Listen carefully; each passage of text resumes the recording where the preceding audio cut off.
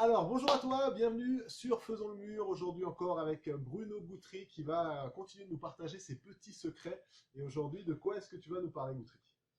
De la nécessité de la carbonatation dans un enduit chaud ou dans un bédigeon chaud. Ok. Donc, le fonctionnement de la carbonatation. Voilà. Ceux qui me suivent sur Faisons le mur, vous savez, vous avez déjà vu tous les articles que j'ai écrits sur la chaux, donc on traite le sujet.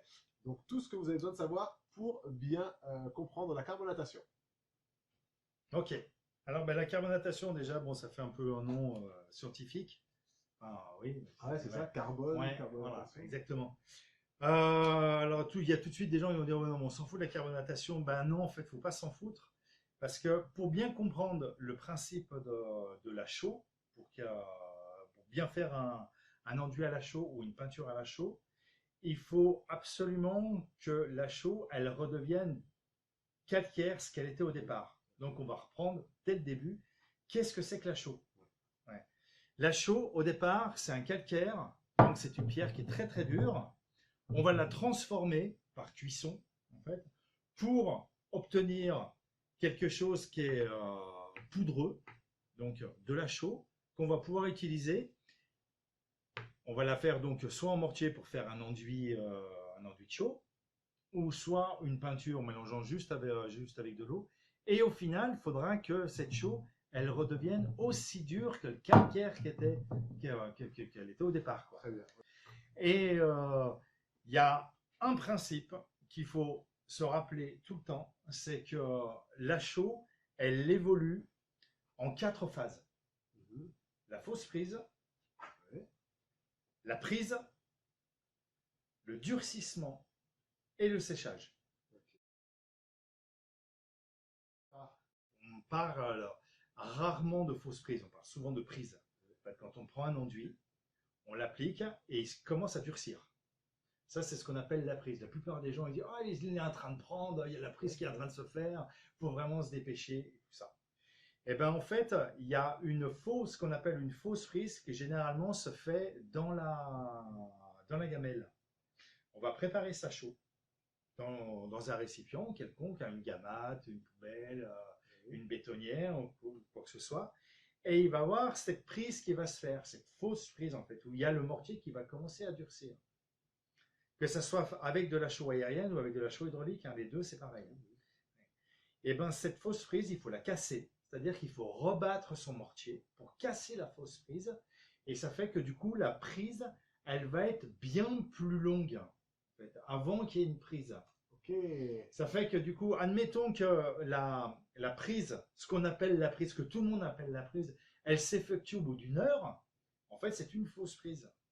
Donc, si cette fausse prise, on attend qu'elle se fasse dans son récipient, au bout d'une heure, on la casse, et ça fait que du coup, la vraie prise, elle sera 3 4 heures après. Ok. Ça fait que du coup, on va avoir le temps d'appliquer son mortier avant qu'il fasse sa prise. Parce Ok. qu'on aura cassé la première prise. Ça permet en fait, surtout avec avec une chaux hydraulique, d'avoir plus de temps pour travailler. Parce que tu rappelles-toi, la chaux hydraulique prend plus rapidement, durcit plus rapidement que la chaux aérienne.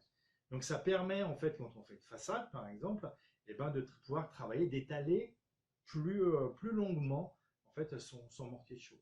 Très bien. Ok, donc ça c'était la première étape, Ouais, la fausse prise. la C'est fausse ça? prise, ouais.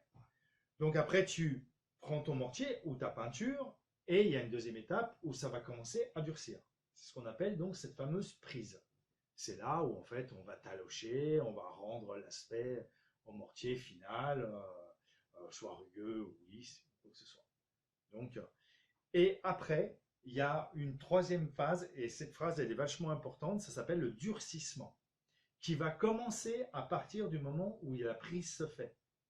La prise se fait Mhm. et ça va commencer à durcir. Et cette étape, c'est l'étape la plus importante, c'est que pendant cette étape-là, il ne faut pas que ça sèche. Pour que le mortier puisse continuer à durcir, que ça soit en peinture ou en enduit. Ok. Donc une peinture, une fois qu'elle a commencé à durcir, c'est-à-dire plus être liquide sur son mur, si elle commence à sécher, eh ben, c'est qu'elle arrête de durcir. Le séchage, il va être que à l'issue du durcissement. Et ça, c'est vraiment super important pour Ouais. tous ceux qui nous écoutent. Donc, le mortier a vraiment besoin, ou la chaux a vraiment besoin de pouvoir travailler pour devenir dur. Donc, c'est la carbonatation, c'est le travail de la chaux pour devenir Voilà. dur. Et pour ce faire, elle a besoin d'humidité. Donc, Voilà. s'il y a un facteur extérieur Ouais. qui accélère le séchage, ça Voilà. risque... Si le séchage a lieu avant le durcissement, et ben du coup, la chaux, elle va rester de la chaux comme ça. En fait. Et c'est pour ça qu'on dit que ça farine, que ça s'effrite ou quoi que ce soit. Elle reviendra jamais calcaire aussi dur que ça. Pour qu'elle devienne calcaire comme ça, il faut qu'elle durcisse avant de sécher. Et ce durcissement, il est de minimum de 7 jours. Ça fait que du coup, eh ben, pendant 7 jours, il faut que le mortier de chaux qu'on a appliqué sur son mur, il faut qu'il reste dans l'humidité pendant une semaine. Et pareil pour la peinture à la chaux. Enfin, pour le badigeon de chaux, il faudrait qu'il reste dans l'humidité.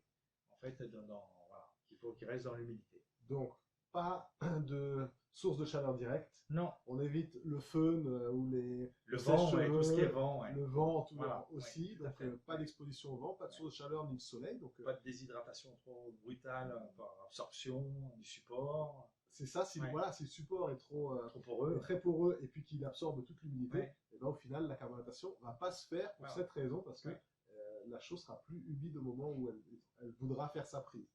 Et donc, si vous faites par exemple des façades, et là, c'est vraiment, vraiment très important de regarder la course du soleil, de savoir quand est-ce que vous allez attaquer votre façade, quand est-ce que vous allez être à l'ombre assez longtemps, et si vraiment vous êtes obligé d'attaquer votre chantier, vous pouvez mettre des filets par exemple sur les échafaudages. Oui, bah oui, essayer de couvrir un maximum pour briser et le vent et le soleil, et laisser vraiment cette chaux durcir parce que c'est très important.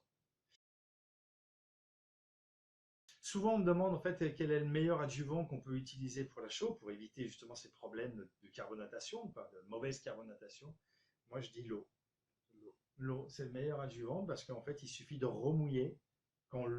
Si on s'aperçoit que la chaux est en train de sécher, et ben on la réhydrate, et du coup, la carbonatation continue. Ok, super. Et le deuxième meilleur adjuvant alors que l'eau, c'est les rétenteurs d'eau, j'imagine. Oui, alors on peut utiliser effectivement le rétenteur d'eau, quelque chose qui va retenir l'eau, comme le plus connu, c'est avec le méthylcellulose, en fait, qui va contenir l'eau et empêcher l'eau de s'évaporer trop rapidement. Mais si il fait chaud, s'il y a vachement de vent, si le support est vachement absorbant, quoi, on aura bien mettre du méthylcellulose, ça n'empêchera pas. Le méthylcellulose, ça va permettre effectivement de ralentir l'évaporation de l'eau, ça va contenir un peu plus, mais du coup, ça va faciliter dans l'exécution. Parce que du coup, notre mortier va rester un peu plus liquide plus longtemps. Mais ça va pas empêcher le séchage s'il y a du vent, s'il fait trop chaud ou quoi que ce soit, quoi. En fait, rappelez-vous, il faut bien se rappeler une chose, c'est qu'en fait, il faut que pendant cette première semaine, la chaux, il faut qu'elle reste dans l'eau, dans l'humidité.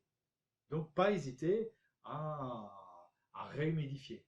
Moi, quand j'avais fait ma formation, il y avait, je me souviendrai tout le temps, quoi, il y avait, le gars, il insistait sur ça.